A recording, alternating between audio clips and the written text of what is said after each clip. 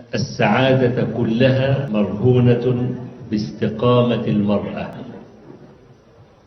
90% من الشقاء في البيوت سببه المرأة، 90% من السعادة في البيوت سببه المرأة، لأن الله تبارك وتعالى جعل السكن إلى المرأة وليس إلى الرجل، وهذا الذي ينبغي أن تعلمه النساء. إن الرجل يكره المرأة الغبية. معظم المشاكل يأتي من هذا الغباء.